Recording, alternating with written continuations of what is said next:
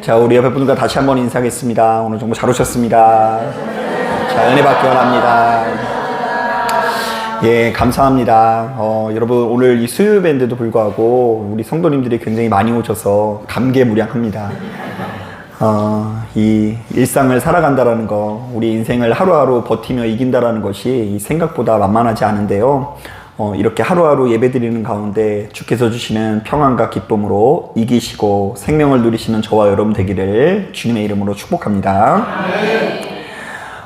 믿음 생활을 한다는 것은 참 행복하고 즐거운 일이기도 하지만 또 한편으로는 참 버겁고 힘들고 또한 부담스러운 일이 아닐 수 없는데요. 어떤 면에서 그렇기 때문에 나는 지금 신앙생활이 너무 행복하기만 하고 즐겁다라는 것은 아직 이 믿음의 진수를 맛봤다라고 저는 보지 않습니다. 자, 믿음 생활 한다는 것은 참 버겁고 힘들고 부담스러운 일인데요. 왜냐하면 우리는 하나님의 그 크신 사랑을 깨닫고 더 나은 삶을 살고자 씨름하면서도 거기에 못 미치는 나 자신을 수시로 발견하기 때문입니다. 자, 실제로 이 로마서 7장을 보니까 이 사도 바울이 자신의 심정을 이렇게 털어놓는데요. 한번 들어보세요. 선을 행하기 원하는 나에게 악이 함께 있도다. 오호라, 나는 공고한 사람이로다. 이 사망의 몸에서 누가 나를 건져내랴. 자, 그러니까 예수 믿으니까 자기의 인생이 천국처럼 느껴진다는 이야기가 하나도 없죠. 지금 자신이 사망의 상태에 머물러 있고 이 공고한 상태에서 누가 나를 건져낼까 하면서 지금 자신의 인생이 너무나 비참하다라고 이야기하는데요. 자, 그러니까 복음을 전파하고 있는 바울조차도 자신이 하나님의 뜻대로 살지 못하는 것이 너무나 고통스럽다라고 하소연하고 있다는 것이죠. 자, 저는 실제로 목회 현장에서 바로 이런 고민을 안고 있는 성도님들, 특히 남성분들을 참 자주 목격하게 되는데요. 많은 분들이 대화 중에 수시로 이런 이야기를 꺼내더라고요. 아유, 목사님, 저는 예수님을 믿는데도 왜 이렇게 자주 넘어지는지 몰라요. 목사님, 제가 아무리 기도하고 열심히 기도하면서 결심했는데도 불구하고 주님과 맺은 약속을 조금도 지키지 못해요. 참 저는 믿을 자격이 없는 사람인 것 같습니다. 라는 이야기를 상당히 자주 듣습니다. 아니, 솔직히 말하면 저도 역시 이런 고백에서 자유롭지 못한데요. 자, 매일같이 강단에 서서 말씀을 전하면서도 내가 하나님의 뜻대로 살지 못한다라는 생각 때문에, 내가 하나님 앞에 너무나 부족한 종이라는 생각 때문에 그 눈물이 앞을 가릴 때가 참으로 많이 있습니다. 그래서 이제 누군가가 찾아와서 목사님은 목회에 있어서 가장 큰 장애물이 무엇입니까? 라고 물으면 저는 1초의 망설임도 없이 저 자신이라고 답할 것 같아요. 자, 그런데 오늘 우리가 읽은 본문은 바로 이런 내면의 고통을 당하고 있는 성도들에게 너무나 큰 위로가 되는 말씀인데요. 자, 우리 다 같이 12절 말씀 함께 읽어보도록 하겠습니다. 12절 시작. 내가 이미 얻었다 함도 아니요 온전히 이루었다 함도 아니라 오직 내가 그리스도 예수께 잡힌 바 된 그것을 잡으려고 달려가노라. 자, 예수 믿는 우리들은 일평생 자신이 다 이뤘다고 생각해서도 안 되고, 자, 이미 다 잡았다고 생각해서도 안 되며, 오로지 무엇을 향해서 달려가고 있다고요? 표대를 향하여 달려가고 있다는 것을 반드시 기억해야 된다고 말합니다. 자, 그러니까 여러분, 우리가 지난 10년 동안 예진교회를 섬겼어요. 자, 그러면 지금 내가 믿음이 좋아요, 안 좋아요? 좋다고 하기도 그렇고 안 좋다고 하기도 그렇죠. 그런데 이때 믿음이 좋다 안 좋다 이런 걸 떠나서 지금 나는 이미 잡았다 못 잡았다? 이미 잡지 못했다. 나는 다 이루지 못했다. 다만 목표를 향해서 지금 내가 어떻게 하고 있다고요? 달려가고 있을 뿐이라는 것을 우리가 수시로 신앙의 고백으로 가져야 된다는 것입니다. 나는 다 이룬 자가 아니다. 나는 다 잡은 자가 아니고 다만 그 앞에 있는 표대를 향해서 나아가는 사람일 뿐이다. 이런 신앙의 고백을 가져야 한다는 것이죠. 자, 그런데 만약 우리가 자기 자신을 이미 다 이룬 자 내지는 모든 것을 다 성취하여 대단한 수준에 이른 자라고 생각하는 사람들은 그 끝이 아름다울 수가 없는데요. 대개의 경우 세 가지 상태에 머물게 됩니다. 자, 먼저 첫 번째로 매 순간 열심히 신앙생활 하면서도 바로 이렇게 자기가 대단한 줄 아는 사람들은요, 끝없는 자책감과 죄책감에 시달릴 수밖에 없어요. 자, 내가 다 이룬 줄 알았는데 집에서 아무도 안 볼 때 보는 나의 모습은 하나님 보시기에 아름답다, 아름답지 않다? 네, 아름답지 않다. 이러니까 죄책감을 느낄 수밖에 없고요. 또한 타인의 잘못은 크게 여기고 수시로 자신의 모습을 아름답게 포장하는 망상과 거짓에 지배당할 수밖에 없습니다. 자, 그러니까 내가 대단한 사람이라는 타이틀을 유지하기 위해서 다른 사람들은 어떤 사람이라고요? 자, 별로 좋지 못한 사람이고 내가 대단한 사람이라고 생각하는 거짓에 사로잡힐 수 있어요. 그리고 마지막으로 끝없이 죄를 지면서도 그 어떤 죄책감도 느끼지 못한 채 몹시도 둔감한 상태에 이르를 수밖에 없습니다. 자, 그러니까 하나님 앞에 너무 큰 죄책감을 가지고는 하루 종일 살아갈 수 없으니까 그 양심을 죽여서 더 이상 하나님 앞에 죄를 지어도 그것이 나를 찌르지 못하는 상태에 이르게 된다는 것입니다. 자, 그러므로 우리들의 입술에서 바로 이런 고백이 떠나서는 안 되는데요. 자, 우리 한번 따라해 보겠습니다. 나는 아직 다 이루지 못했고 다 잡지도 못했으며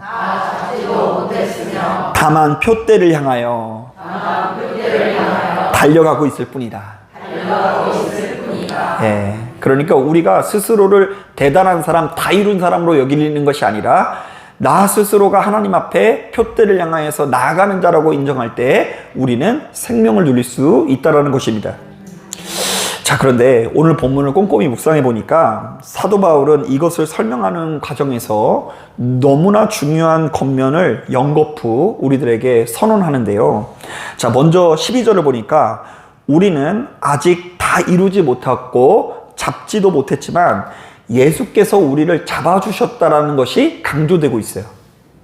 자, 지금 우리는 주님을 붙들지 못하지만 주님께서는 우리를 어떻게 하신다고요? 예, 붙들어 주신다는 이야기예요. 자, 여러분, 제가 여러분들 앞에서 교리 이야기하는 것을 별로 안 좋아하지만 그럼에도 불구하고 교회를 다니는 성도님들이 반드시 알아야 되는 핵심 교리가 하나가 있는데요. 여러분, 교회 나와서 수시로 이런 얘기 듣지 않습니까? 이 사람은 행위가 아니라 믿음을 통해서 구원받는다, 이런 이야기 들어보신 적 있으세요? 많이 들어봤죠. 사람은 행위가 아니라 무엇을 통해 받는다? 믿음을 통해서 구원을 받는다. 자, 그런데 많은 분들이 바로 이것을 크게 오해하는데요. 자, 행위가 아니라 믿음을 통해 구원을 받는다고 하면 이제 많은 분들이 이제 내가 예수를 영접했으니 더 이상 기도하거나 말씀 볼 필요도 없고 예배 드릴 필요도 전혀 없고 믿음만 가지고 있으면 무조건 구원을 받는다라고 생각하시는 분들이 참 많이 있습니다. 자, 그러나 이것은 행위의 문제를 이야기하고 있는 것이 아니라 엄연히 따졌을 때 이 구원의 주도권에 관한 이야기를 하고 있는 건데요. 자, 이것은 예수 믿는 우리들의 공로 없음에 관한 메시지를 전하는 거예요. 자, 이것을 어떻게 설명할까 고민하는 과정에서 한 목사님의 설교가 생각이 났는데요. 우리는 교회인가 뭐 그런 교회가 있는데 그 교회에 어떤 목사님이 이런 종류의 설교를 하시더라고요. 무슨 설교냐면 참 특이하게도 여러분 혹시 부득이하게 교회를 옮기시게 될 때 이런 교회를 선택하십시오라는 이 설교를 전하고 있더라고요. 너무 파격적이에요. 원래 보통 이사 가더라도 어디 나오라고 하죠? 우리 교회에 나오라고 하는데 이분은요, 혹여 웬만하면 가지는 않겠지만 혹여 어떤 사정으로 인해서 새로운 교회를 선택하고자 할 때 절대로 가지 말아야 되는 교회를 선택하라고 교회가 있다고 하면서 이 교회의 조건을 아주 구체적으로 제시하더라고요. 자, 첫째, 여러분 돈 자랑하는 교회를 가지 마십시오. 여러분 건물 크다고 자랑하는 교회는 가지 마십시오. 헌금 많이 들어간다고 자랑하는 교회에 가지 마십시오. 유력한 인물이나 정치인이 교회 나온다고 자랑하는 교회는 가지 마십시오. 담임 목사가 자기 입으로 설교 잘한다라고 떠드는 교회는 가지 마십시오. 담임 목사가 자기 입으로 자기가 능력이 많다는 교회는 가지 마십시오. 이렇게 얘기하면서 마지막에 이런 이야기를 하더라고요. 여러분, 복음의 반대말은 자랑입니다. 적그리스도는 언제나 자기 힘을 과시하고 자기를 자랑하는 자입니다. 그런데 그렇게 자기 힘만 내세우는 자가 어떻게 연약한 양들을 어여삐 여길 수 있겠습니까? 분명히 얼마 가지 않아서 그 양을 잡아먹고 말 것이리라. 그러므로 여러분 교회를 정말 잘 선택하십시오. 이렇게 권면하더라고요. 자, 그런데 저는 바로 이 말씀을 듣는데 갑자기 눈이 뜨이면서 제 심령이 뻥 뚫렸는데요. 여러분들 앞에 제가 설교 잘한다라고 자랑한 적이 한 번도 없다라는 것이 일단은 감사했고요. 또한 우리가 구원받는 것이 우리의 어떠함 때문이 아니라 하나님의 은혜로 받는다는 것이 너무 잘 설명되어 있기 때문에 이 설교에 감동을 받았어요. 하나님의 구원 역사에 있어서 나의 공로는 있다 없다? 나의 공로는 하나도 없고 모든 것이 그저 하나님께서 친히 행하신 작품이라는 고백이 우리의 행위가 아니라 하나님을 믿음으로 구원받았다는 고백 안에 담겨져 있다는 것이죠. 자, 여러분 분명히 말씀드리지만 예수 믿는 우리들은 그 누구도 자신의 공로를 자랑해서는 안 됩니다. 내가 기도를 많이 한다라고 자랑할 필요가 절대로 없고요. 어디 가서 목소리에 힘을 줄 필요도 없고요. 또한 우리 목사님의 말씀이 좋아서 교회가 부흥한다느니 목사님 인품이 좋아서 사람이 늘어난다 이런 소리를 할 필요가 전혀 없는 것입니다. 자, 우리 모두는 그저 하나님 앞에서 죄인일 뿐이고 하나님의 은혜로 이렇게 부르심을 받았다라는 것을 뼛속 깊이 인정해야 된다는 것입니다. 자, 한번 따라 보겠습니다. 나는 다 이루지 못했고 잡지도 못했지만 예수께서 잡아주신 덕분에 구원을 얻었다. 예. 여러분들이 이 자리에서 지금 수요일날 어디 안 가고 예배드리는 이유가 무엇 때문이라고요? 누가 붙들어 주셨기 때문에? 예수께서 여러분들을 붙들어 주셨기 때문이라는 고백이 있어야 된다는 것입니다. 자, 계속해서 13절을 보니까 바로 이것을 인정하는 자는 뒤의 것은 잊어버리고 앞의 것을 잡기 위해서 노력한다라는 말씀이 담겨져 있습니다. 자, 우리 이양 얘기 나온 김에 말씀 한번 읽어볼게요. 13절 말씀 시작. 형제들아, 나는 아직 내가 잡은 줄로 여기지 아니하고 오직 한 일, 즉 뒤에 있는 것은 잊어버리고 앞에 있는 것은 잡으려고. 자, 됐습니다. 여러분, 많은 성도님들이 하나님 앞에서 스스로를 죄인으로 고백하는 것은 참 아름다운 일이지만 가끔씩 그것을 넘어서서 지나친 죄책감에 시달리시는 분이 생각보다 많이 있습니다. 자, 이른바 자기 자신은 이제 죄인을 넘어서 인간 쓰레기여서 하나님께 도무지 나아갈 자격이 없다라고 말하시는 분이 있더라고요. 그래서 제가 한 번은 물어본 적이 있어요. 아니, 도대체 어떤 일이 있었길래 하나님 앞에 면목이 없다는 것입니까? 라고 물으니까 이런 얘기를 하더라고요. 자신이 이제 절대로 하나님 앞에 약속을 했대요. 하나님, 제가 이제 다시는 술을 먹지 않겠습니다. 그러니까 그런 약속 하지 말라는 거예요. 제가 못 지킬 거니까. 그런데 이제 다시는 안 먹겠습니다 라고 이야기를 했는데 그날따라 하필이면 10년 만에 친구한테 전화가 왔대요. 그럼 나가야 돼요? 안 나가야 돼요? 나갔어요. 나갔는데 나가면서 그런 생각을 했대요. 주님, 내가 비록 친구 때문에 어쩔 수 없이 나가지만 그곳에 가서 단 한 잔도 먹지 않겠습니다 라고 말하는 동시에 가서 먹었을까요? 안 먹었을까요? 네, 먹었대요. 그래가지고 돌아와가지고 또 다시 회개를 했대요. 하나님, 다시는 안 먹을 수 있도록 인도하여 주시옵소서. 그랬더니 이번에는 군대에서 휴가 갔다가 돌아온 아들이 면세점이니까 거기가 이제 면세품이 있잖아요. 근데 면세품 중에 가장 싼 게 뭔지 아세요? 어떻게 하셨어요? 지금 대답하시는 분 수상한 분들이에요. 그러니까 아드님이 군대에서 하필이면 오면서 술을 가져온 거예요. 그런데 아들이 주는 술은 또 안 먹을 수가 없죠. 그래가지고 아들이랑 같이 딱 먹고 다음날 정신이 번쩍 들어서 주여, 내가 다시는 안 먹겠습니다 라고 약속을 했는데 그게 너무 많이 지켜지지 않으니까 나중에는 무릎 꿇으려고 하다가 아이고, 저도 염치가 없으니 제가 염치가 있지, 아이 뭐 이제 뭐 기도도 뭐고 안 하겠습니다, 저는 기도할 자격이 없습니다 이렇게 이야기하면서 되게 이렇게 속상한 마음이 들어서 이제 하나님 앞에 그런 기도를 안 하기로 했다, 이런 얘기를 들은 적이 있습니다. 자, 그런데 여러분, 나는 자격이 없어서 하나님께 나아갈 수 없다는 말은 얼핏 들으면 참 겸손한 고백처럼 느껴질 수 있지만 사실은 그 자체로 엄청난 교만인데요. 왜냐하면 그것은 여전히 하나님과 나 사이에서 내 자격을 앞세우는 태도이기 때문입니다. 자, 우리가 조금 전에 어떤 고백을 했습니까? 우리가 하나님께 나아가는 것은, 구원받는 것은 자격이 있어서가 아니라 누가 베푼 은혜로 나간다고 했죠? 예, 예수께서 베풀어 주신 은혜로, 하나님께서 베푸시는 은혜로 나아간다고 했어요.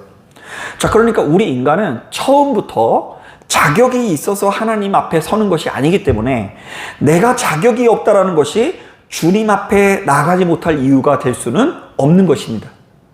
자, 우리는 처음부터 자격이 있었다, 없었다? 없었다. 그런데 처음부터 그래 놓고서 이제 와서 자격을 운운하는 것 자체가 교만이라는 것입니다.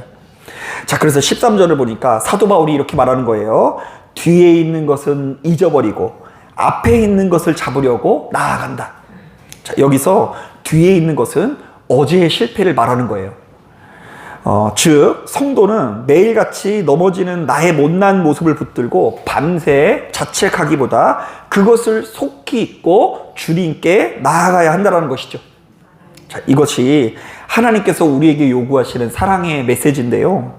성도는 주님께서 이미 나를 붙들고 계시다는 것을 믿고 끝없이 앞만 보고 나아가야 한다는 이야기입니다. 자, 그러니까 여러분 늘상 회개하며 기도하되 자기 자신을 쓰레기, 자기 자신을 너무 지나치게 형편없는 사람으로 자책하는 것은 하나님의 뜻이 아니라는 것을 기억해야 될 줄로 믿습니다. 자, 마지막으로 이 15절에 나와 있는 표현을 우리가 잘 이해해야 되는데요. 자, 우리 다 같이 우리 한번 15절 말씀 같이 한번 읽어보겠습니다. 시작.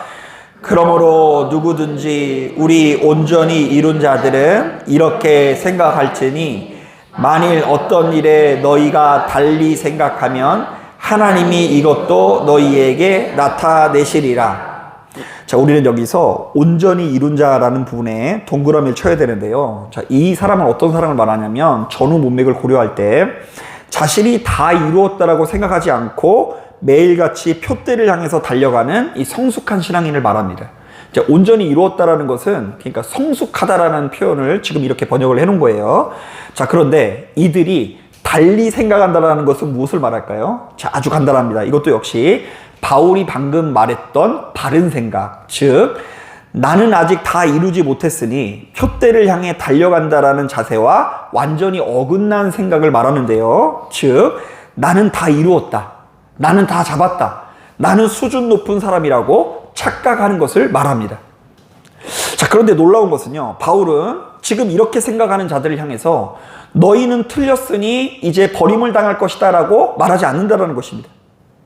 너희들이 지금 잘못 생각했으니까, 다르게 생각했으니까 너희는 이제 지옥불에 떨어질 것이다 이렇게 이야기하지 않아요. 자, 그런 사람마저도 하나님께서 어떻게 하시죠? 하나님께서도 이것마저도 너희에게 친히 가르쳐 줄 것이다. 너희들이 잘못 생각한 것을 하나님께서 오셔서 친히 바로 잡아주실 것이라고 우리에게 약속하시는 것입니다. 자, 그렇다면 여러분 여기에 담긴 메시지는 너무나 명확합니다. 이거 중요한 말씀인데요. 우리 한번 따라 보겠습니다. 주님께서는 어떤 경우에도 너희를 버리지 않고 반드시 좋은 곳으로 인도할 것이다. 한 번 더 따라하겠습니다. 주께서는 그 누구보다 너희를 아끼고 사랑하신다. 자, 그러니까 나는 나를 이해를 못해요. 나는 내 자녀를 이해를 못해서 저만큼 거리를 둬요. 인간이라는 존재가 그래요.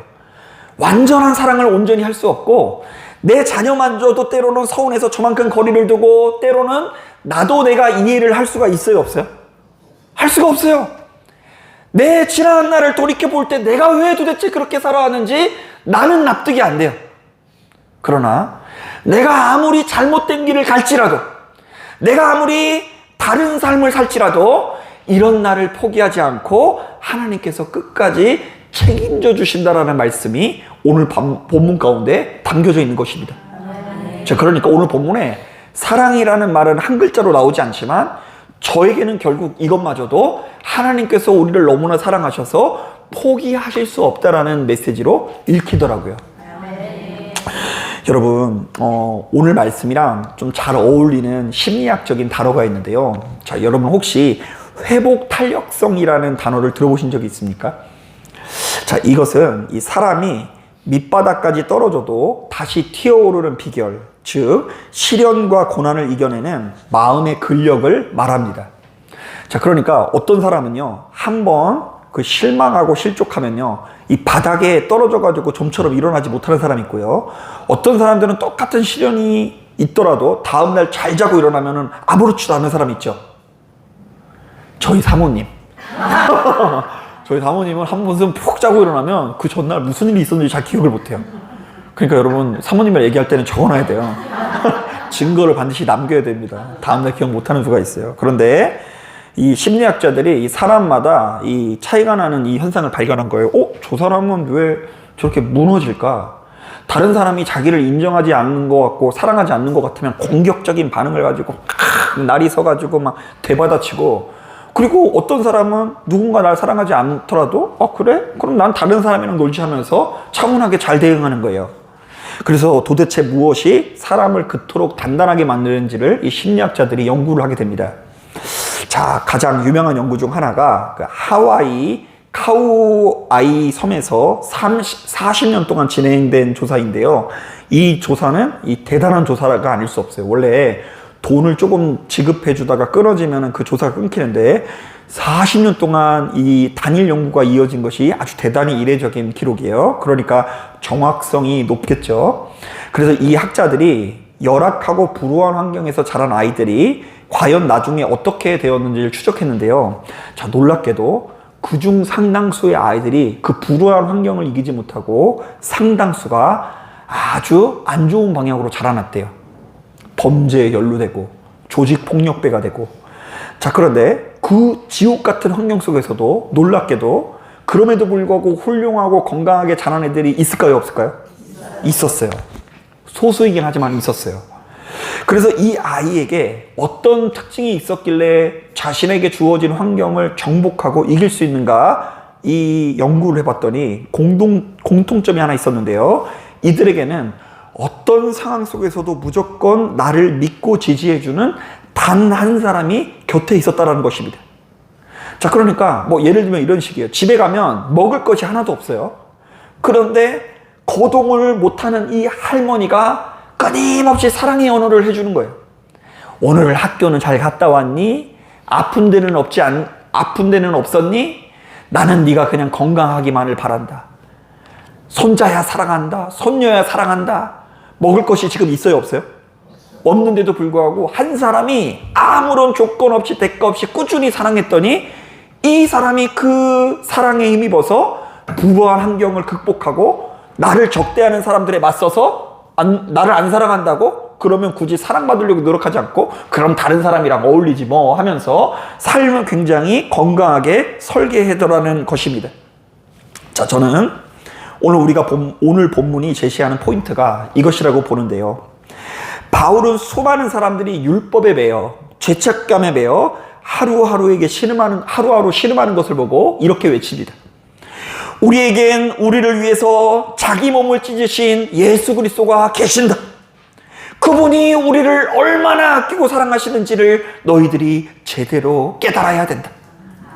너희들이 잘못 생각하면 주께서 너희의 생각을 친히 가르쳐 주시고 교정해 주실 것이다.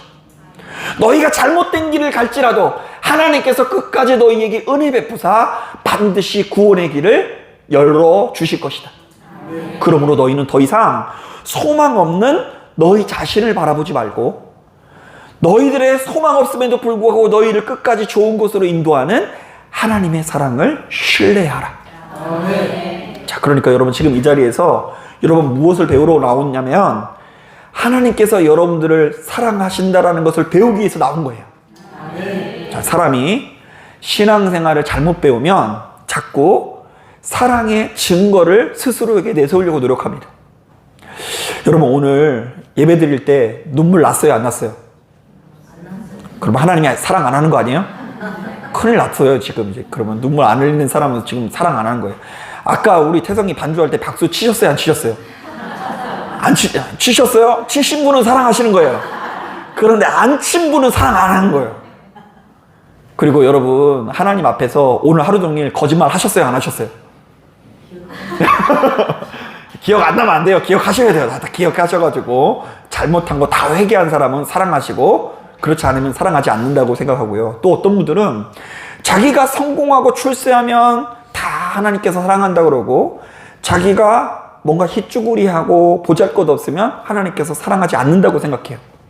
그래서 이제 성도님들 중에 그 착각하는 것 중에 하나가 뭐냐면요, 자기가 수만 명 다니는 교회, 비닐하우스로 시작했다가 강남에서 가장 큰 교회를 다니게 되면 자기가 엄청나게 사랑받는다고 오해하는 경우가 많이 있어요.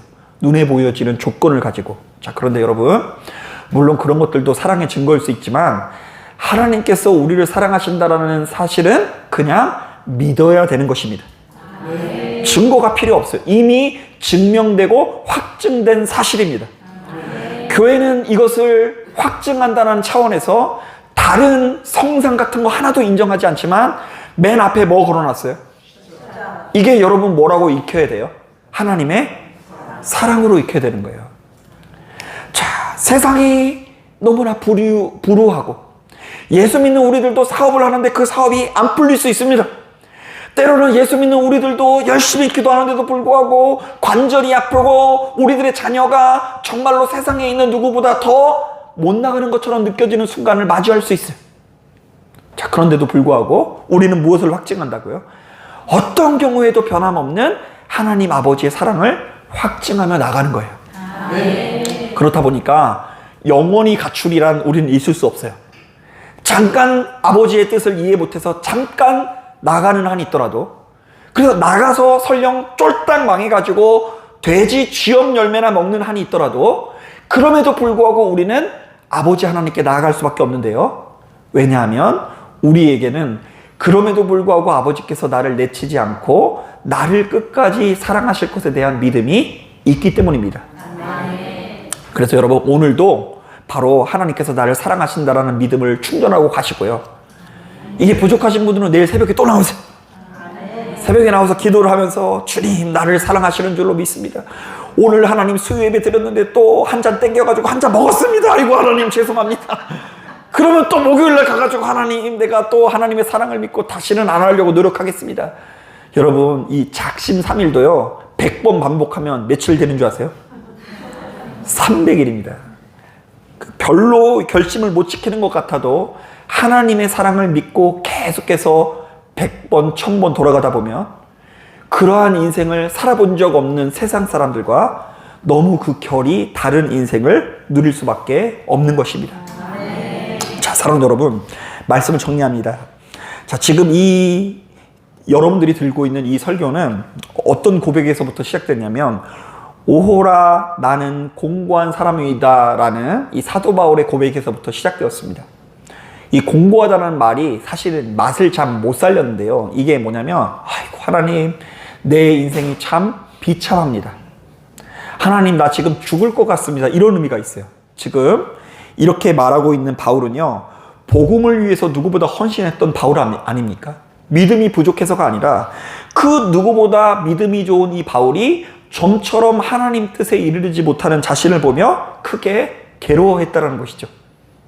자, 그러면 여러분, 사도 바울도 그렇게 흔들리고 내가 왜 이렇게 하나님 뜻대로 못 살았는지 후회됩니다, 이렇게 말할 정도인데, 우리도 날마다 넘어진다 안 넘어진다? 넘어진다. 그래서 오죽하면 우리를 하나님께서는 질그릇과 같다라고 말씀하세요. 이 질그릇은 바닥에 더러운 것이 있는데 질그릇을 올려놓으면 그 질그릇이 빨아들여가지고 같이 더러워지고요. 그 질그릇을 가지고 있다가 딱 놓치면 어떻게 돼요? 깨져요. 그러니까 깨어지기 쉽고 오염되기 쉬운 그릇이 누구예요? 우리예요, 우리. 그런데 바로 그 질그릇과 같은 바울이 오늘 본문을 통해 우리에게 이렇게 말합니다. 나는 아직 다 이루지도 못했고 다 잡지도 못했지만 주께서 나를 붙드셨으니 오늘도 표대를 향해 달려나가고 있다. 그리고 결과적으로 하나님께서 나를 아끼고 사랑해 주신 덕분에 내가 만 가지 부족함에도 불구하고 반드시 구원을 누리리라. 조금 유식한 용어로 이것은 전적인 부인이라고 해요. 나를 전적으로 부인하고 믿지 않아요. 나 자신은 전적으로 부인하고 전적인 은혜로, 전적인 하나님의 선물로 우리가 구원을 받는다. 여러분, 이 믿음이 있는 사람들에게는 수시로 이런 메시지가 들려올 거예요. 내 공로는 부족하지만 주님께서 붙드시니 안심하라. 나는 자격이 없어도 주님께서 붙들어 주시니 안심하라. 내가 깨닫지 못해도 주님께서 붙드시니 안심하라. 여러분, 이 말씀 붙드시고 설령 매일같이 넘어질지라도, 내 인생이 마음에 안 들지라도, 지금 나의 인생이 너무나 구질구질하게 느껴져서 무엇인가 단 한 번의 역전을 이렇게 강구하는 그런 상황에 놓여 있을지라도 다시금 일어나서 표대를 향해서 나아갈 수 있는 저와 여러분들이 되기를 주님의 이름으로 축복합니다. 자, 기도하겠습니다.